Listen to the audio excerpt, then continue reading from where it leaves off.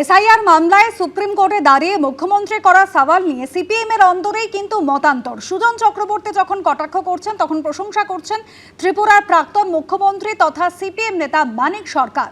দেরিতে হলেও যেভাবে প্রতিবাদ করেছেন সেটাকে খাটো করে দেখতে চায় না বলছেন মানিক সরকার। ভালোই তো তিনি গেছেন, মূল সমস্যাগুলো ৬-৭টা পয়েন্টে তিনি তুলে ধরেছেন।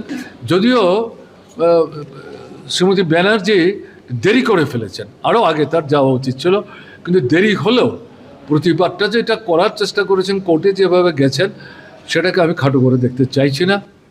এসআইআর নিয়ে তরজা একেবারে সপ্তমে নিয়ে গিয়েছেন মুখ্যমন্ত্রী মমতা বন্দ্যোপাধ্যায়। দেশের ইতিহাসে প্রথমবার নিজের করা মামলায় আদালতে দাঁড়িয়ে সওয়াল করেছেন মুখ্যমন্ত্রী মমতা বন্দ্যোপাধ্যায়।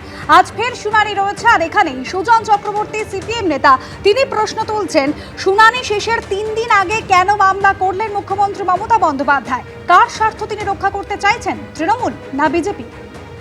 ভোটার লিস্ট নিয়ে যা হচ্ছে, দিল্লিওয়ালারা যা করছে, অসভ্যতা করছে। নির্ভুল ভোটার তালিকা তৈরি করার পরিবর্তে ভোটার তালিকায় নাম কেটে দিয়ে বিজেপির রাজনৈতিক স্বার্থ সেই অনুযায়ী ভোটার তালিকা করার যে পরিকল্পনা নির্বাচন কমিশন করেছে, আমরা প্রথম দিন থেকে তার বিরোধিতা করেছি। দুর্ভাগ্য যে মুখ্যমন্ত্রী সব লোক দেখানোর মতন করে এই শুনানি শেষে 3 দিন আগে গেলেন কোর্টে, তারাই কিন্তু তার মনে পড়েনি। এটা কার স্বার্থ রক্ষা করবে? তৃণমূলের না বিজেপির? কতটা তৃণমূলের, কতটা বিজেপির, এগুলো সব আরএসএস ওয়ালারা ঠিক করে। যে পশ্চিমবাংলায় যেভাবে তৃণমূল কংগ্রেস মমতা বন্দ্যোপাধ্যায়ের নেতৃত্বে এটাকে নিয়ে ঝাঁপিয়ে পড়েছে, মামলা করছে, মমতা বন্দ্যোপাধ্যায় নিজে মামলা করছে, এই জন্য আজকে এত পরিবর্তনগুলো হচ্ছে। নাহলে ইলেকশন কমিশন রোলার চালাতে ওরা ভেবেছিল যে এটাকেও রোলার চালিয়ে উড়িয়ে দেবো, বিজেপির হাতে তুলে দেবো। গত সপ্তাহে বুধবারের পরে সুপ্রিম কোর্টে এসআইআর মামলার শুনানি রয়েছে আজ, এবং আজ মমতা বন্দ্যোপাধ্যায় তিনি হয়তো সশরীরে উপস্থিত থাকবেন না, কিন্তু তাঁরই করা মামলার শুনানি আজ দুপুর 2টো নাগাদ হতে পারে সর্বোচ্চ আদালতে, এমনটাই জানা যাচ্ছে। গত বুধবার মমতা বন্দ্যোপাধ্যায়কে সশরীরে দেখা গিয়েছিল সুপ্রিম কোর্টে দাঁড়িয়ে, একেবারে নজিরবিহীনভাবে তিনি নিজেই সওয়ালে অংশগ্রহণ করেছিলেন। আজ হয়তো তিনি সশরীরে থাকবেন না, সম্ভাবনা কম রয়েছে, তবে তিনি ভার্চুয়ালি উপস্থিত থাকবেন। ৮,৫০৫ জন গ্রুপ বি অফিসারকে রাজ্যের পক্ষ থেকে ছাড়া হচ্ছে বলে নির্বাচন কমিশনকে জানিয়ে দেওয়া হয়েছে, এমনটাই সূত্রের খবর। মাইক্রো অবজারভার নিয়ে সরব হয়েছিলেন গত বুধবার মমতা বন্দ্যোপাধ্যায়।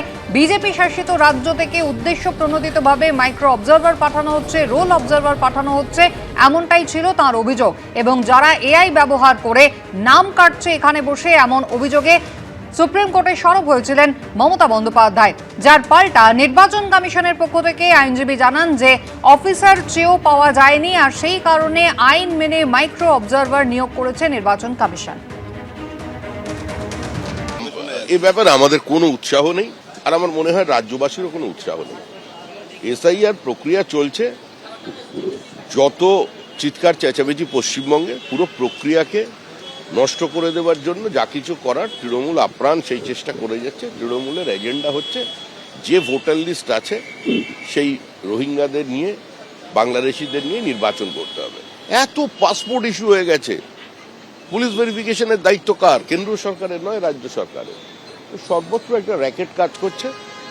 বঙ্গবাসী এখনো পর্যন্ত নিজের ভালো মন্দ বুঝতে পেরেছেন কিনা, এবার ভোটের ফলাফলেই বা ভোটের দিনে সেটা প্রতিফলিত হতে চলে। এবিপি আনন্দ এগিয়ে থাকে, এগিয়ে রাখে।